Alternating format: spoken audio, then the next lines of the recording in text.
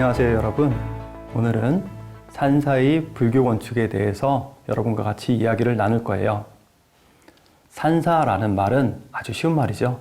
산에 있는 사찰을 우리는 산사라고 이야기를 해요. 산사는 누구나 한 번쯤은 가보셨을 거예요.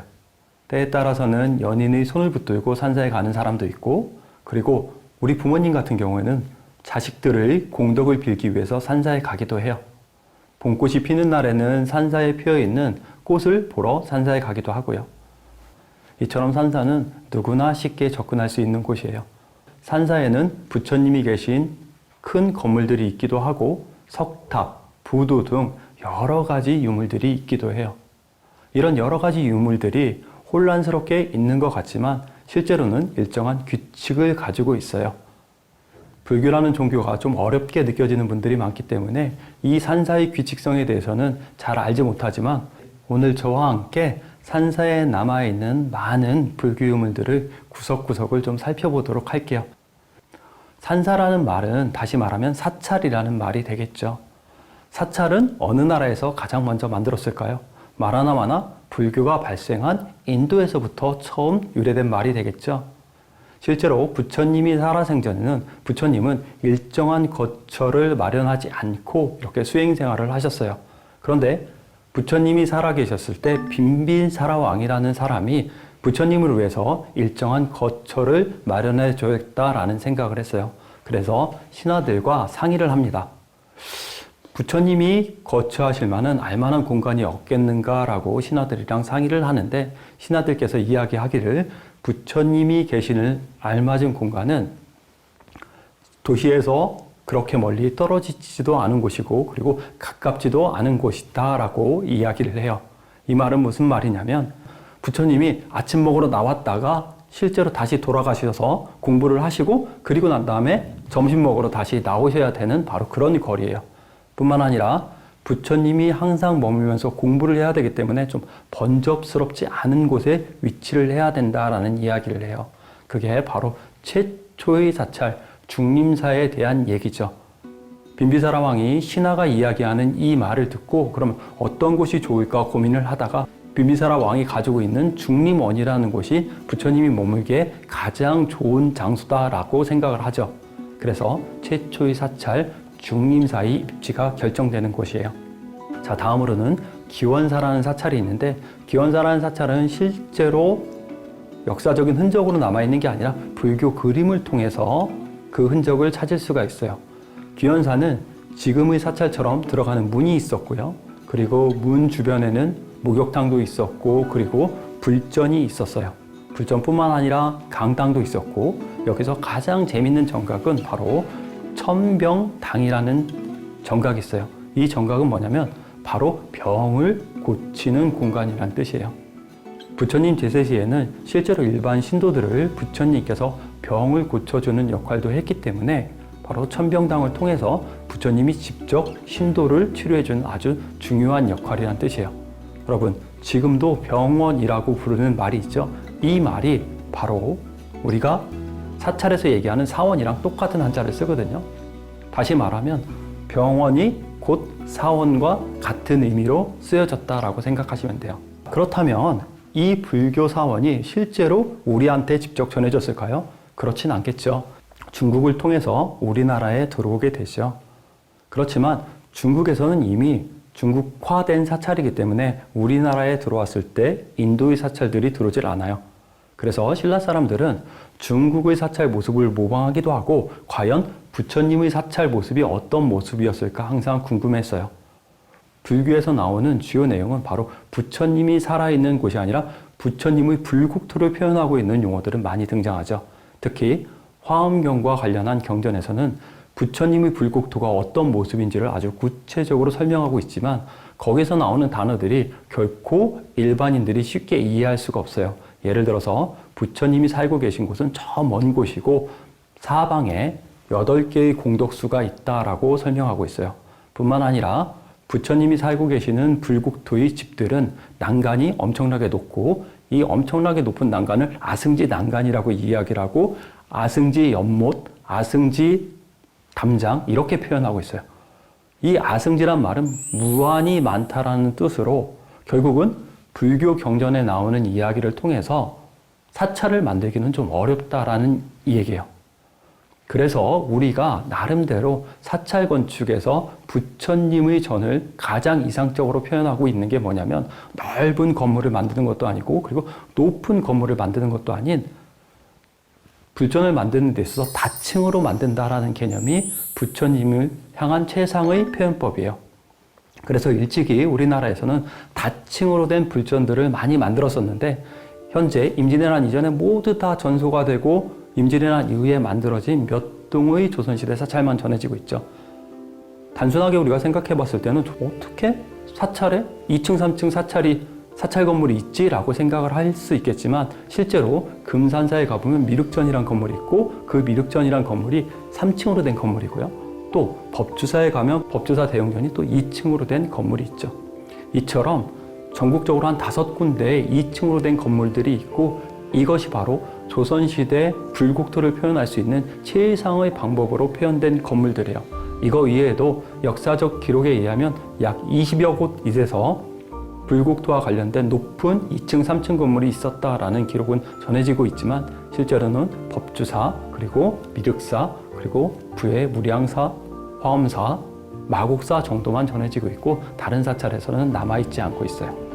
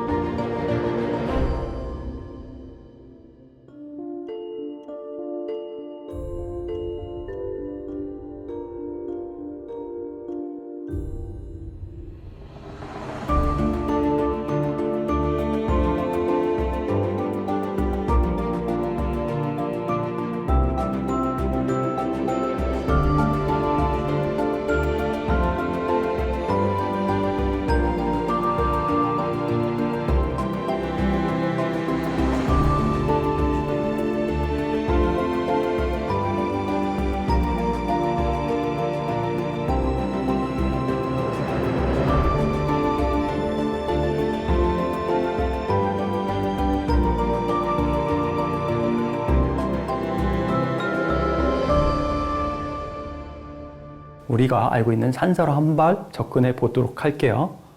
자, 산사에 들어가기 위해서는 가장 먼저 나오는 곳이 바로 일주문이라는 문이죠. 일주문은 단순하게 문이 양쪽에 기둥을 놓고 나란히 서 있어서 일주문이라고 이야기를 해요. 기둥이 하나씩 있어서 일주문이라고 이야기하는 게 아니라 기둥이 3개 있고 3칸 건물의 형식을 가진 일주문도 있어요.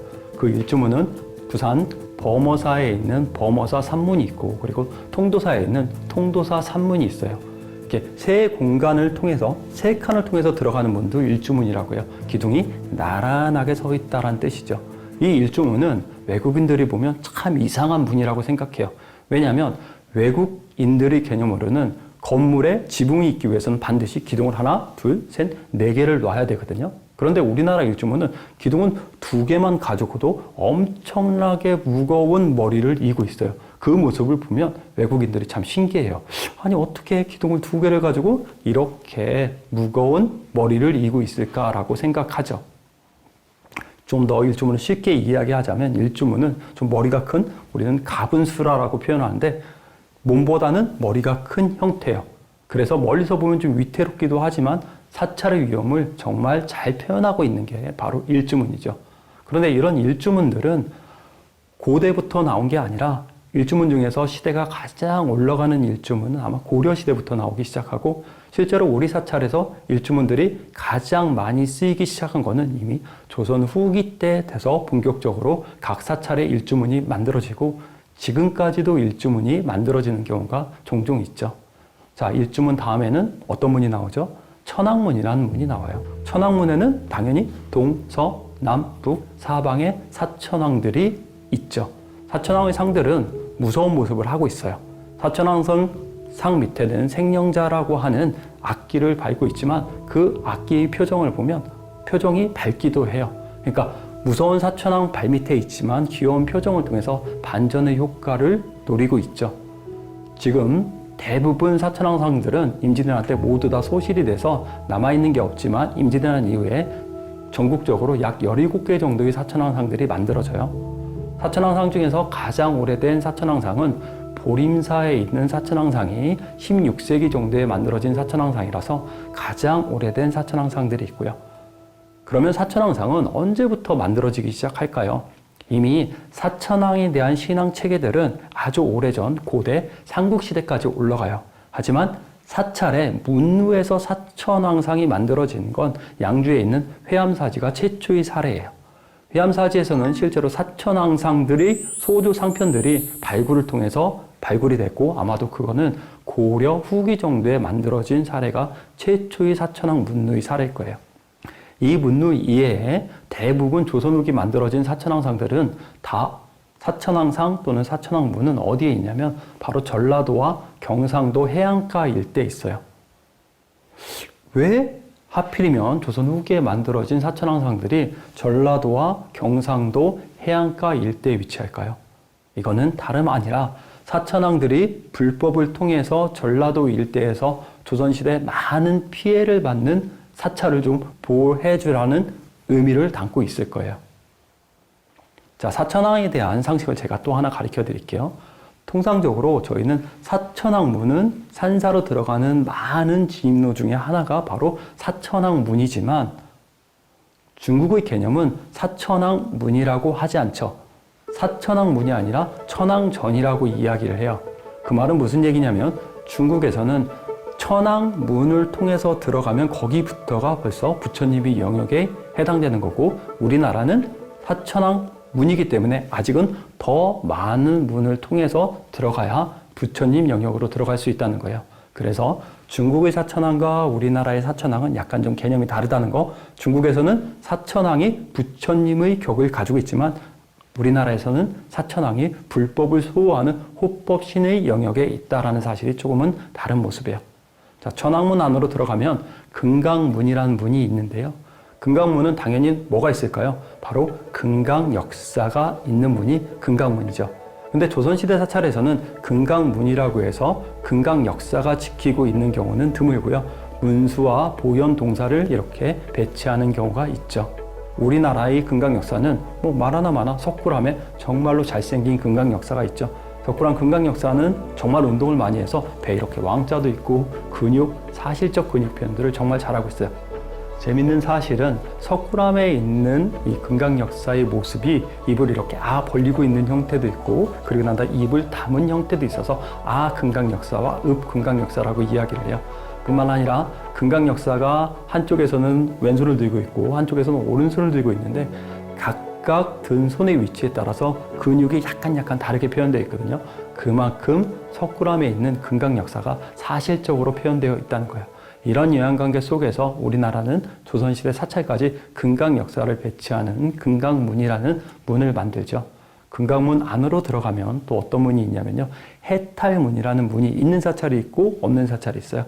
이 해탈문은 깨달음을 얻는다라는 의미죠. 이 문에 들어서는 순간 이미 불법을 깨닫는다라는 뜻이에요. 해탈문이 가장 유명한 곳은 마곡사라는 사찰에 해탈문이 있어요. 그리고 마곡사라는 사찰은 또 재밌는 구조가 뭐냐면 마곡사를 중심으로 가람의 중간에 내가 있어요. 가람의 중간에 내를 통해서 건너가는 구조는 마곡사라는 사찰이 있고 또 대흥사라는 사찰이 있어요. 근데 중간에 내가 있으면 이 내를 통해서 왼쪽과 오른쪽에 있는 사지를 연결하기가 좀 어렵겠죠. 그래서 중간에 다리를 하나 놔요. 그런 다리들을 해탈교라고 이야기를 많이 해요. 그래서 해탈문과 해탈교를 가지고 있으면 뭔가 깨달음을 얻기 위한 물을 건너간다는 의미예요. 우리가 처음에 얘기했을 때 부처님이 살고 계시는 불국토에 대해서 이야기를 했고 불국토 사방을 8개의 공덕수가 채워져 있다라고 이야기를 했어요. 그러니까 쉽게 표현하자면 부처님 집에 들어가기 위해서는 물을 건너서 들어가야 되는 거예요. 그런 모습들을 마곡사에서는 정말 극적으로 잘 표현하고 있어요. 그렇다면 물을 통해서 들어가는 부처님의 집의 모습을 마곡사에서만 표현했을까요? 아니죠. 이미 오래전부터 신라의 건축부터 물을 통해서 들어간다라는 개념은 이미 있었죠. 너무나 잘 알고 계시는 불국사에 석가탑과 다보탑이 있는 불국사에 연화교와 칠보교를 통해서 부처님 세계로 들어가는 그 모습이 바로 물을 통해서 건너가는 모습을 가장 극적으로 표현하고 있는 모습이죠. 그런데 신라에서는 이 청홍교와 백운교 이전에 사천왕사지라는 곳에 처음으로 이렇게 석교라는 게 등장을 하고, 그게 시간이 지나면서 발전을 해서 청홍교, 백운교에서 정말 멋진 다리를 만들어요. 이런 모습들은 조선시대가 되면 각각의 사찰로 오게 되고, 조선시대 사찰에서는 청홍교, 백운교처럼 그렇게 멋진 다리는 아니지만 나름대로 홍해 구조, 아치 구조라고 이야기하는 이렇게 무지개 모형의 다리들을 만들어내죠. 가장 대표적인 사지가 전라도 쪽에 있는 서남사에는 2개의 홍해다리가 있고, 그리고 흥국사에는 또 하나의 홍해다리가 있어요. 그리고 송광사에는 홍해다리가 있는데 실제로 홍해다리가 사찰 먼 곳에 있지 않고 바로 사찰 앞쪽에 위치하고 있죠.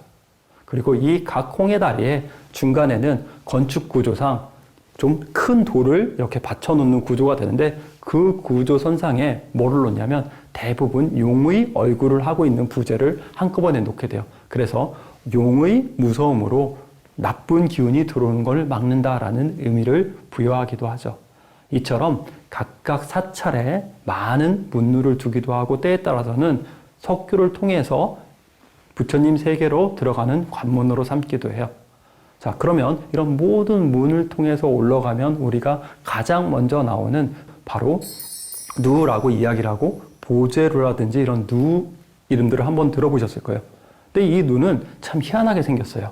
왜냐하면 분명히 들어가는 방향에서 봤을 때는 2층이지만 안에 들어가서 보면 1층의 구조를 하고 있어요. 사찰에서는 2층 이상의 건물을 표현할 때는 누라고 표현을 해요. 그리고 단층 건물을 표현할 때는 뭐 각이라는 표현을 쓰기도 해요. 어찌됐든 간에 누라는 표현을 썼기 때문에 2층으로 됐는데, 밑에서 보면 2층, 안에서 보면 1층 구조라는 뜻이에요. 그러면 왜 우리 산사의 대표적인 특징 중에 하나인 이 누가 조선 후기 사찰에 많이 만들어지는 걸까요? 그 이유는 결론부터 먼저 말씀드리자면 아주 간단해요. 산에 경사가 급하기 때문에 그 급한 경사를 극복하고 넓은 마당을 확보하기가 어려웠어요. 그래서 그 마당을 조금 더 효과적으로 쓰기 위해서 일부러 앞쪽 마당 바로 앞에다가 조금 마루를 좀 달아냈다라고 생각하시면 돼요. 마루를 하나 달아내서 마당을 넓게 쓰기 위한 용도로 쓰고 있죠. 그런데 이 누는 우리 산사 건축에서 가장 백미의 효과를 나타내는 역할을 해요. 예를 들어서 우리가 누와 관련해서 가장 유명한 사찰이 부석사라는 사찰인데요. 여러분, 부석사에 갔다라고 한번 생각해 봅시다. 부석사에 오르기 위해서는 소백산 자락을 꽤 힘들게 이렇게 올라가야 돼요.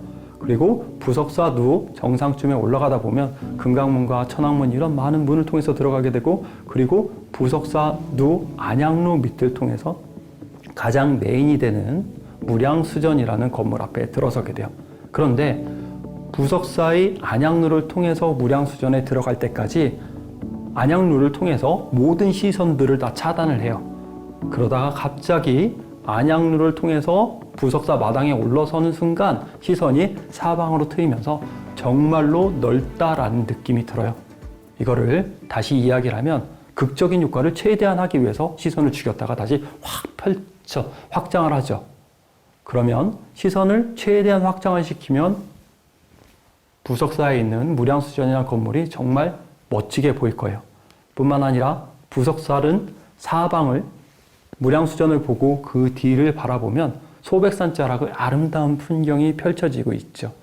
그게 바로 우리 산사가 가지고 있는 가장 아름다운 특성 중에 하나가 누아지집을 통해서 들어가서 산 밑에를 바라보는 차경을 선택했기 때문에 그래요. 실제로 조경에서는 차경이라는 건 뭐냐면 담장 안에 있는 경치를 감상하는 기법이 있고, 그리고 담장 바깥에 있는 경치를 집 안으로 끌어들여서 감상하는 걸 바로 차경이라고 이야기를 해요. 우리 산사의 건축 형태 중에 하나가 바로 담장을 생략하고 담장 바깥에 있는 멀리 산악지형의 아름다운 자연지형을 산사 안으로 끌어들여서 주변의 경치를 감상할 수 있는 차경을 선택하고 있어요.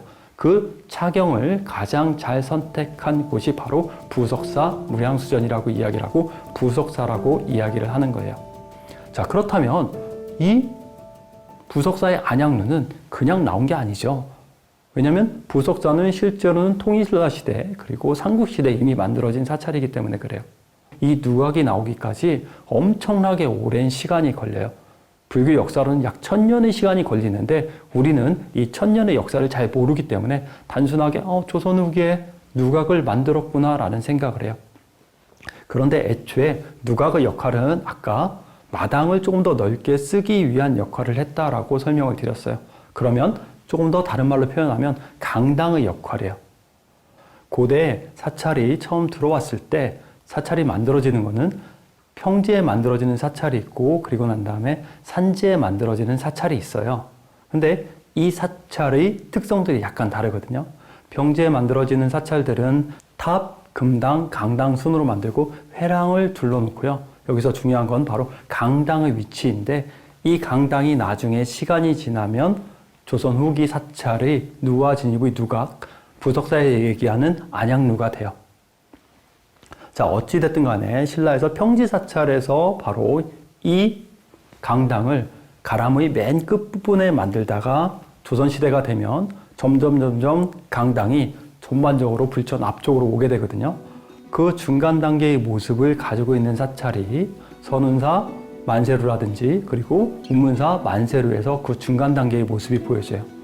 대체로 여러분들은 선운사라든지 운문사에 가시면 만세루라든지 이런 누각들이 사찰 앞쪽에 있지 않고 사찰 중간에 위치하고 있죠. 이렇게 때에 따라서는 평지사찰에서는 시간이 지나면서 금당 뒤에 있던 강당이 사찰 앞쪽으로 나오고 또는 마당 한복판에 나오게 돼요. 이런 모습들이 이제 산으로 가면서 고대 평지사찰에서는 강당이 금당 뒤에 만들어졌지만 조선시대에 오면서 점점 강당이 앞쪽으로 발전해서 바로 마당 한복판에 만들어지고 이 모습이 산으로 가면서 자연스럽게 마당 한복판에 누각을 만들기에는 공간이 좀 부족하게 되죠. 그래서 누와 진입이라는 건축 형태를 만들어내는 거예요. 다시 말하면 결국은 안양루라는 누각은 통일신라 시대에 사용했던 강당이라는 평지에서 만들어진 강당이 시간이 지나면서 산지로 간 형태가 바로 누와 진입 그리고 안양루라는 누각의 형태로 나타나는 거예요. 우리 산사건축에서 이 누각은 정말로 중요해요. 그리고 한국의 산사건축의 가장 대표적인 특징 중에 하나가 바로 이 누각이라고 이야기할 수 있죠.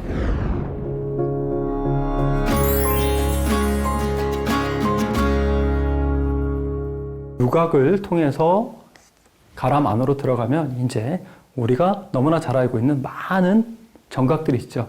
그러면 이 많은 정각들은 원래는 하나의 부처님이 하나의 정각을 붙이는 거예요.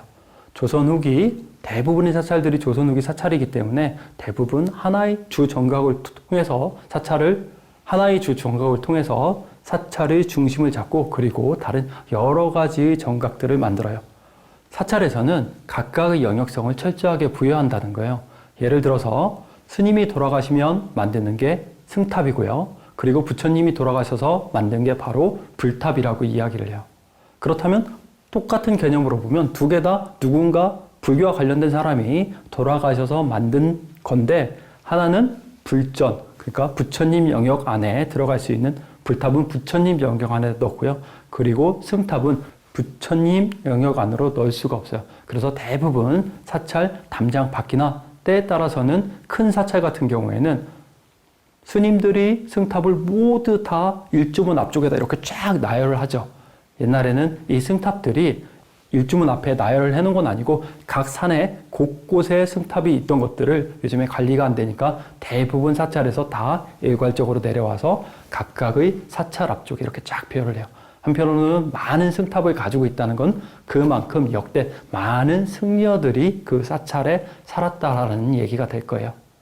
자, 뿐만 아니라 사찰 같은 영역이어도 스님이 생활하는 공각과 그리고 부처의 예불 영역이 또 달라요. 스님들이 공부하는 영역은 별도로 두고 부처님을 위한 예불 영역에 해당하는 스님들이 생활하는 공간을 실제로 두질 않죠. 그래서 담장을 통해서 이렇게 영역을 분리하기도 해요. 어쨌든 무엇보다 중요한 건 절집에서 그리고 사찰에서는 가장 중요한 게 부처님의 영역이에요. 여러분 너무나 잘 알다시피 대웅전이라는 정각을 만들어요. 대웅전이라는 정각은 어떤 정각이에요? 큰 영웅이 있는 정각이라고 이야기를 하고 우리가 알고 있는 대부분의 산사들은 대웅전을 가지고 있죠. 재밌는 거는 대웅전에는 원래는 석가모니 불만 모셔야 되는데 아미타불을 모시고도 대웅전이라는 이름을 조선 후기에 심심치 않게 써요. 그거는 일반인들에게 아주 익숙한 이름으로 불려지기 위해서 아미타, 석가 이런 것들은 일반인들은 잘 모르시잖아요. 그렇기 때문에 가장 대중적인 대웅전이라는 이름을 다른 부처님을 모시고 있는데도 불구하고 조선 후기 많은 사찰에서 그냥 직접 붙이기도 해요. 자, 대웅전이라는 전각이 가장 유명한 정각이고 그리고 또 대웅전만큼이나 많이 만드는 정각이 바로 극락전입니다. 임진왜란 때 많은 일본과의 전쟁을 통해서 많은 사람들이 죽게 되고 그 사람들의 극락왕생을 빌기 위해서 극락전이라는 정각을 웬만한 사찰에 대웅전이라는 큰 정각을 만들어 놓고 조그만 정각을 만들 때는 극락전이라는 정각을 만들죠.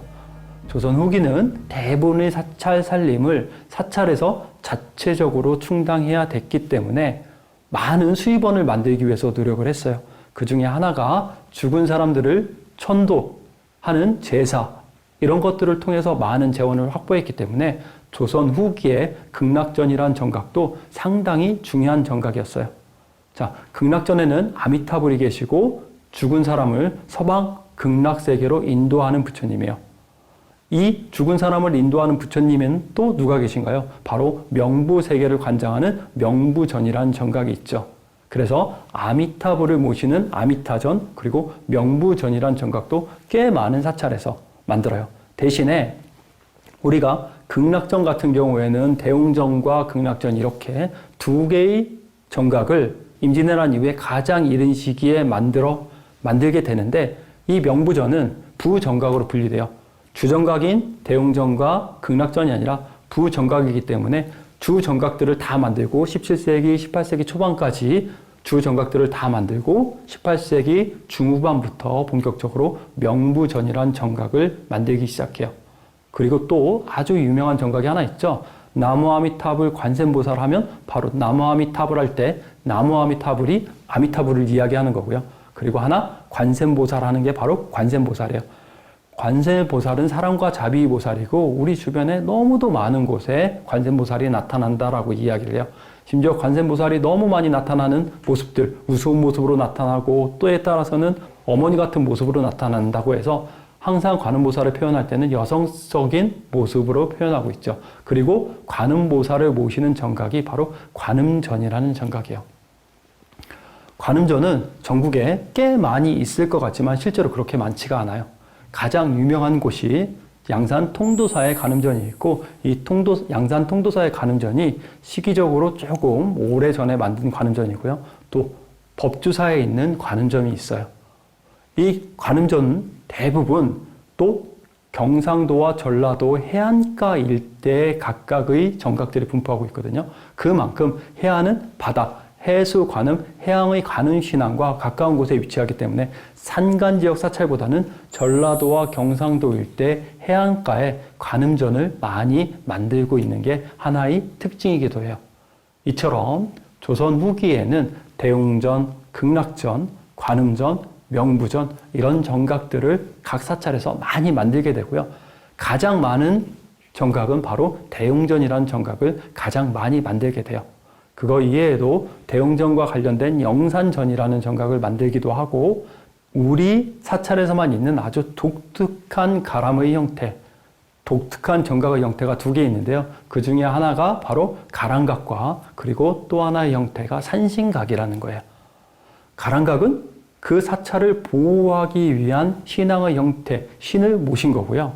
가랑각이 있는 사찰은 전국에 딱 두 개밖에 없어요. 하나는 양산 통도사고 하나는 송광사에 있어요. 이거 위에 다른 지역에 있는 가랑각은 조금 시기가 떨어져서 만들어진 가랑각이에요. 그리고 산신각은 중국이라든지 일본에는 없는 우리나라의 자체 신앙, 산신신앙을 받아서 우리나라에만 있어요. 그리고 이 산신각을 만든 거는 시기적으로 그렇게 많이 올라가진 않고 조선 후기 정도에 우리나라에서 상당히 많이 만들어져요. 이처럼 임진왜란 이후 조선시대에는 다양한 문루와 그리고 다양한 전각들을 만들어내요. 그렇다면 이런 다양한 문루와 다양한 전각들을 만들어냄에 있어서 불전에 대한 장엄이 다 끝난 게 아니겠죠. 그렇다면 불전에 대한 장엄을 어떻게 할 때만이 당시 사람들은 부처님에게 다가가기 위해서 노력했다라고 이야기할 수 있을까요? 사찰에 만들어지는 건물은 모두 다 동일해요. 그래서 조선시대 사람들은 각각의 사찰을 건물을 많이 늘리는 것보다 각 건물을 장엄하는 데 많은 공력을 들여요.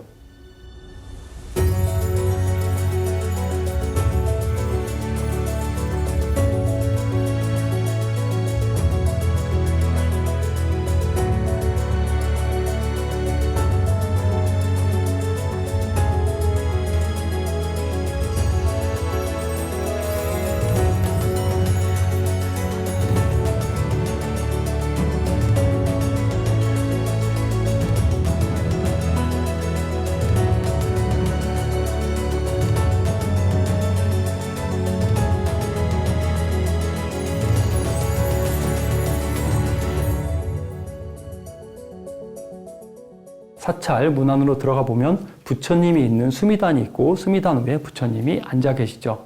통상적으로 한 분이 앉아 계시는 경우도 있고 세 분이 앉아 계시는 경우도 있어요. 그런데 그 수미단의 모습을 보면 정말로 잘 만들어졌어요. 문제를 하나 내드려 볼까요? 수미단이 잘 만들어져 있는 사찰은 경상도의 사찰일까요? 전라도의 사찰일까요? 네, 정답은 바로 경상도 쪽의 사찰이에요. 경상도에 있는 은혜사 백흥암이라든지 우문사 비로전이라든지 이런 곳들의 수미단이 엄청나게 잘 만들어져 있어요. 이거에 비해서 상대적으로 전라도에 있는 사찰들에서는 수미단이 아닌 닷집을 정말 잘 만들어요. 수미단과 닷집의 차이는 잘 알고 계실 거예요. 부처님을 모시기 위한 좌대가 수미단이고 그리고 부처님 머리 위에 만드는 게 닷집이에요. 이런 닷집들은 전라도 지역에서는 내소사 대웅보전이라든지 그리고 나는 불갑사 대웅전이라든지 강화도에 있는 전등사 대웅보전에서 이 닷집들이 상당히 잘 만들어지고 그리고 훌륭한 닷집의 모습을 볼 수 있어요. 지금 제가 설명드린 대부분의 사찰들은 바로 전라도 지역에 있는 사찰들이죠. 그래서 시간이 지나면서 닷집이 전라도 지역에서 만들어졌던 닷집이 18세기가 되면 경상도 지역으로 진출을 하지만 형태적으로 보면 실제로 전라도 지역에서는 닷집과 관련된 건물들이 상당히 잘 남아있고 경상도 지역에서는 닷집보다는 닷집을 생략하고 천정을 화려하게 만들거나 아니면 수미단을 더 화려하게 만드는 아주 독특한 구조의 전각들이 만들어지죠. 왜 정확하게 이런 편차가 났는지는 현재로서는 알 수 없어요. 전라도와 경상도의 사찰에서 공통적으로 나오는 장엄적 요소 중에 하나가 뭐냐면 바로 사찰의 문을 화려하게 장엄하는 요소예요. 쉽게 말하면 꽃살문이라는 장엄 요소예요. 그런데 우리 주변의 사찰들을 보면 꽃살문을 많은 사찰에서 가지고 있지 못하죠. 꽃살문이 유명한 곳들은 논산, 쌍계사라든지 그리고 내소사, 대웅보전, 통도사, 대웅전 정도가 상당히 유명하죠.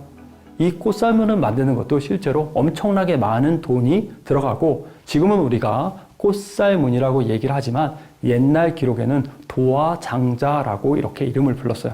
그래서 이 꽃살문을 만드는 장인이 별도로 있었고 꽃살문을 만드는 장인을 별도로 초빙해서 우리 사찰에 꽃살문을 만들었다라는 관련 기록이 전해지고 있어요. 꽃살문 장엄은 사찰을 장엄함에 있어서도 최고의 요소가 바로 꽃살문 장엄이죠. 꽃살문 하면 생각나는 게 하나 있죠. 그게 바로 너무나 여러분 잘 알고 있는 용문사 윤장대에 가보면 그 꽃살문이 사방 8곳 문에 다 달렸죠. 윤장대는 뭐죠? 네, 경전신앙을 대표하는 바로 신앙의 형태죠. 윤장대는 실제로 불교 경전을 넣고 한 바퀴 돌리면 불교 경전을 한 권 읽는 거와 같다라는 의미가 담겨져 있는 불교 신앙의 주역물이죠. 물론 윤장대는 조선시대 이전에 만들어졌을 가능성이 있고 조선 후기에는 예천 용문사 윤장대를 제외하고 잘 만들지 않지만 여러 가지 사찰 장엄적 요소 중에 하나가 윤장대였다라는 사실이 중요하고 그리고 예천 용문사에서는 실제 유물을 통해서 남아있지만 우리 고대 사찰 특히 고려시대에 만들어진 사찰에서 윤장대를 여러 사찰에서 만들었다라는 관련 기록이 전해져서 실제로 우리나라의 불전 장엄에서 이 윤장대가 차지하는 요소는 상당히 커요. 뿐만 아니라 예천 용문사 윤장대에 남아있는 윤장대의 꽃살무는 사찰에 남아있는 꽃살무보다 아름답게 잘 표현되어 있죠. 이처럼 조선 후기 사찰에서는 불단을 장엄하기도 하고 때에 따라서는 닷집을 닫기도 하고 때에 따라서는 부처님 집을 최대한 많이 장엄하려고 노력을 해요. 이러한 모습들은 부처님 전을 층층으로 쌓으려는 노력과 거의 동일한 요소고요. 그리고 또 다른 장엄 요소로는 부처님 전의 불전을 만들 때는 용을 엄청나게 많이 곳곳에 만들어내죠. 용은 두 가지 역할을 해요. 하나는 부처님 전을 지키는 성스러운 역할을 하기도 하고 때에 따라서는 용을 놓는 이유는 다른 이유가 아니라 용은 하늘과 땅을 이렇게 왔다 갔다 하는 존재죠. 그 말은 바다에도 가기 때문에 용은 신앙적 역할, 부처님을 수호하는 역할도 하지만 실제로 부처님 전인 불전이 화재가 나지 말라라는 의미로 부처님 전에 용을 많이 그리기도 해요. 그래서 부처님 전에 용을 그림으로 표현하기도 하고 실제로는 건물의 종돌이라는 곳에 실제로 용자를 쓰기도 하고 거북이 구자를 쓰기도 해서 부처님 전이 불이 나지 말라는 용도로 이렇게 용을 쓰기도 하죠. 사찰의 실제 장엄에서 가장 중요한 요소 중에 하나가 바로 천정 장엄의 요소인데요. 실제로 지금은 대부분의 사찰들이 천정에 연등을 달아놓은 모습이라서 천정의 모습을 쉽게 접근할 수가 없어요. 그냥 대부분 우리가 생각하는 사찰의 천정들은 그냥 연등이 달려있는 모습만 생각하고 있죠. 그렇지만 우리 조선 후기 사찰 건축에서 가장 뛰어난 장엄을 가지고 있는 곳이 바로 천정이에요. 천정의 모습을 자세히 보시면 천정에 화려한 연화, 꽃판 장식을 달아놓기도 하고 때에 따라서는 9가지 이상의 연꽃 장식을 천정에 달아놓기도 해요. 뿐만 아니라 천정 자체를 보개천정이라고 해서 2중, 3중으로 화려하게 장엄하기도 하죠. 조선시대의 사찰 건축에서 최대의 장엄적 요소는 사찰 밖이 아니라 사찰 내부에 불단, 불상, 닷집, 천정까지 당시 조선인들이 할 수 있는 최대의 발언을 통해서 각각의 모습을 표출하고 있고 그 모습이 지금까지 우리 사찰 곁에 남아서 오늘날까지 전해지고 있는 겁니다. 지금까지 우리가 산사의 문루 그리고 난 다음에 여러 정각에 대해서 살펴봤어요. 그런데 분명히 강의를 처음 시작할 때는 우리 산사에 있는 모든 구성 요소를 좀 아울러서 설명드리겠다라고 이야기를 했는데 대부분 얘기를 하다 보니까 전부 다 조선 후기에 대한 얘기를 했죠. 그 이유는 다른 이유가 아니라 실제로 고려 그리고 조선시대, 조선 초기에 많은 사찰들을 만들었지만 실제로 우리 주변에 있는 사찰들이 그렇게 많지가 않아요. 고려 시대의 사찰이라고 해봐야 실제로 남아있는 건물이 한 5동 안쪽이고요. 조선 초기 사찰 건축이라고 해봐야 한 10동 남짓해서 전체적으로 한 20동 남짓의 건물들이 남아있고요. 그리고 그 남아있는 건물들이라 하더라도 결국은 100년, 200년, 300년 시간이 지나면서 고려와 조선시대에 걸치면서 점점 모습이 조선 후기 모습으로 변해가기 때문에 결국은 우리 곁에 남아있는 오래된 건축물이라 하더라도 조선 후기 모습까지 변형된 모습을 통해서 오늘날 우리에게 전해지기 때문에 현재 남아있는 조선 후기 사찰 건축이 우리가 볼 수 있는 거의 최종 단계의 사찰이 변화된 모습이다라고 보시면 되고 그리고 그 정도만 이해하신다면 정말로 우리나라 사찰 건축에 대해서 잘 이해하시는 거라고 생각을 해요.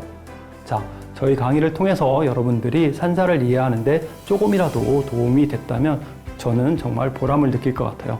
오늘 강의는 여기서 마치도록 하겠습니다. 감사합니다.